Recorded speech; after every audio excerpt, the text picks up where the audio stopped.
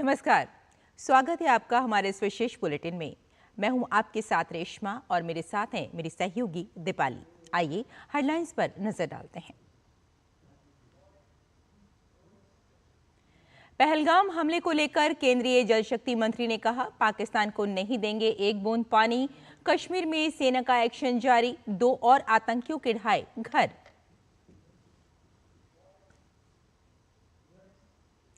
देश भर के 47 स्थानों पर 15वां रोजगार मेला आज। प्रधानमंत्री नरेंद्र मोदी 51,000 नवनियुक्त युवाओं को देंगे नियुक्ति पत्र।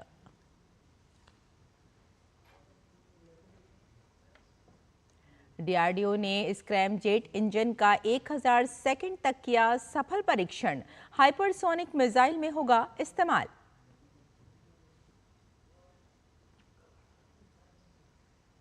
पाकिस्तान के क्वेटा में बलूचिस्तान लिबरेशन आर्मी का बड़ा हमला, 10 पाकिस्तानी सैनिकों को मारने का किया दावा।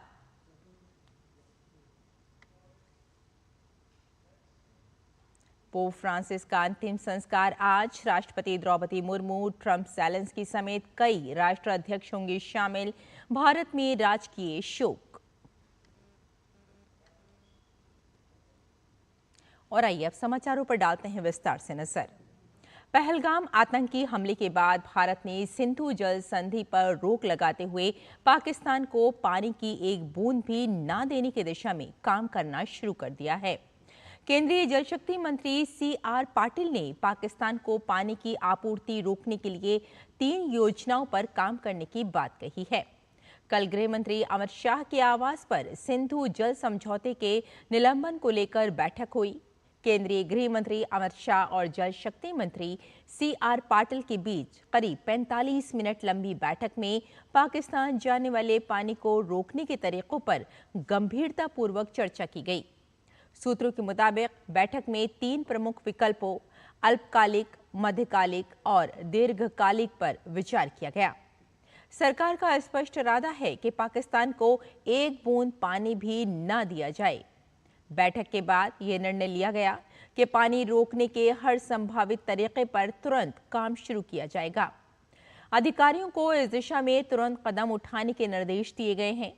इससे पहले जल शक्ति मंत्रालय की सचिव देवश्री मुखर्जी ने पाकिस्तान के जल संसाधन मंत्रालय के सचिव सैयद अली मुर्तजा को एक पत्र लिखा था।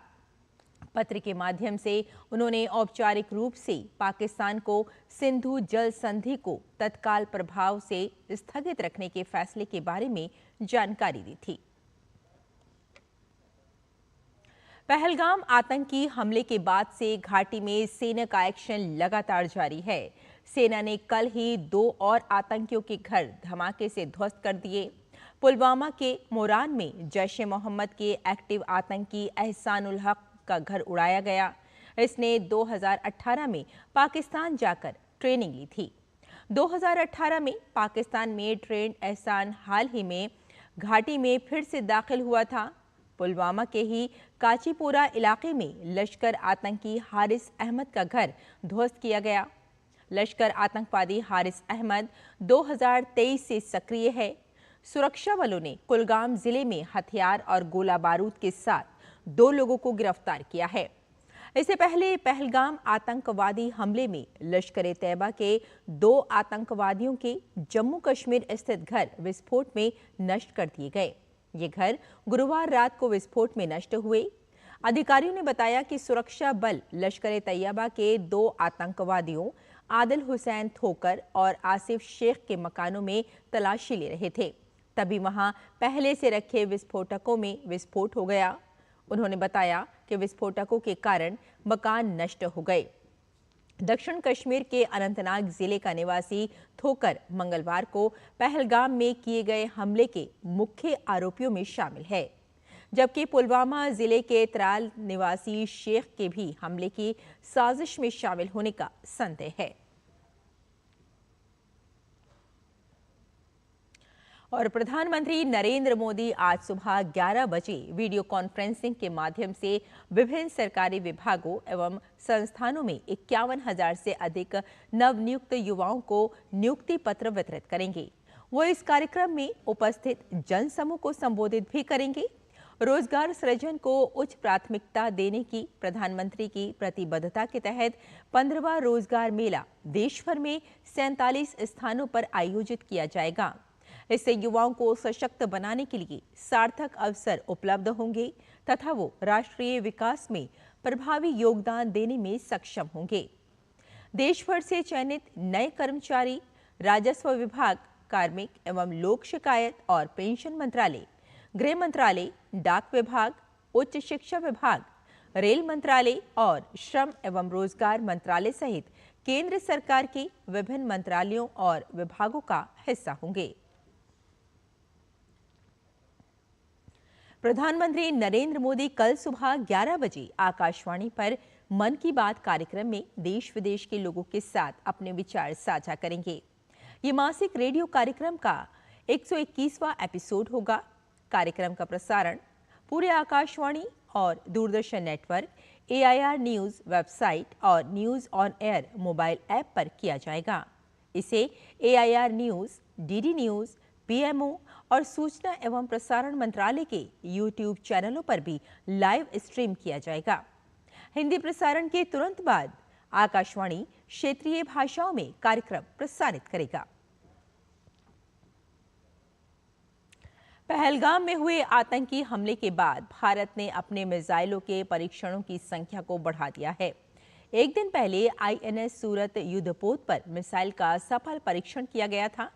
इसके बाद कल भारत ने अगली पीढ़ी के स्टेशन हाइपरसोनिक मिसाइलों के विकास की दिशा में एक महत्वपूर्ण कदम उठाते हुए स्क्रैम जेट इंजन का 1000 सेकंड से अधिक समय तक सफलतापूर्वक जमीनी परीक्षण किया है। इस साल जनवरी में 120 सेकंड के सफल परीक्षण के बाद अब 1000 सेकंड से भी ज्यादा देर तक स्क्रैम जेट इंजन का जमीन पर परीक्षण किया गया है। इस सफलता का मतलब है कि तकनीक जल्द ही पूरी तरह से तैयार होकर मिसाइलों में इस्तेमाल की जा सकेगी।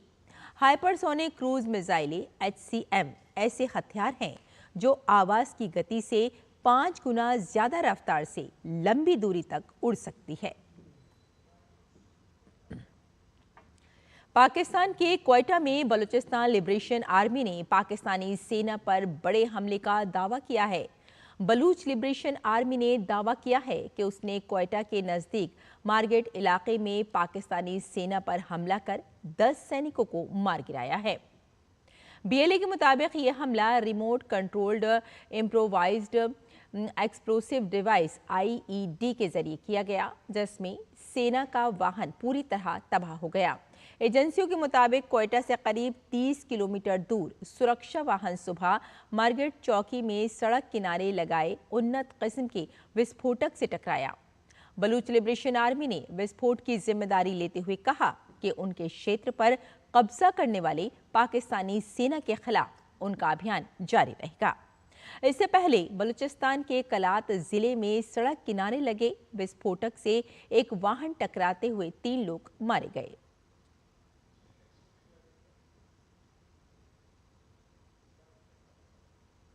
और रोमन कैथोलिक चर्च के प्रमुख पोप फ्रांसिस का अंतिम संस्कार आज रोम के सेंट मैरी मेजर बेसिलिका में किया जाएगा। अंतिम संस्कार की प्रार्थना भारतीय समय अनुसार दोपहर 1:30 बजे वेटिकन सिटी के सेंट पीटर्स स्क्वायर में शुरू होगी। दुनिया भर से राष्ट्र अध्यक्षों और प्रतिनिधियों सहित हजारों लोग दिवंगत पोप को श्रद्धांजलि देने पहुंचेंगे।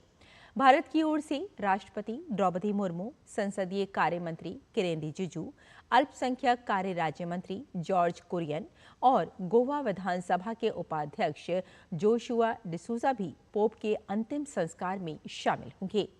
राष्ट्रपति मुर्मू कल रोम पहुंची और उन्होंने वेटिकन सिटी में पोप फ्रांसिस को श्रद्धांजलि अर्पित की। अमेरिका के राष्ट्रपति डोनाल्ड ट्रंप, फ्रांस के राष्ट्रपति इमैनुअल मैक्रों, ब्राजील के राष्ट्रपति लूला डी सिल्वा और अर्जेंटीना के राष्ट्रपति जैवियर माइले सहित विश्व के अन्य नेता शामिल होंगे। ताबूत को रोम के सेंट मैरी मेजर में दफनाया जाएगा। पोप फ्रांसिस पहले लैटिन अमेरिकी पोप थे जो रोमन कैथोलिक चर्च के प्रमुख बने। उनका निधन 88 वर्ष की आयु में 21 अप्रैल को हुआ था। सरकार ने पोप फ्रांसिस के निधन पर 3 दिन के राजकीय शोक की घोषणा की थी। और इंडियन प्रीमियर लीग में आज कोलकाता नाइट राइडर्स का सामना पंजाब किंग्स से होगा। ये मैच कोलकाता के ईडन गार्डन में खेला जाएगा। पंजाब किंग्स ने 8 में से 5 मैच जीते हैं और उनके खाते में 10 अंक हैं। वहीं कोलकाता नाइट राइडर्स ने 8 में से 3 मैच जीते हैं और उनके खाते में 6 अंक हैं। तो हमारे इस विशेष बुलेटिन में फिलहाल इतना ही। मुझे और मेरी सहयोगी दीपाली को यही अनुमति दें। नमस्कार।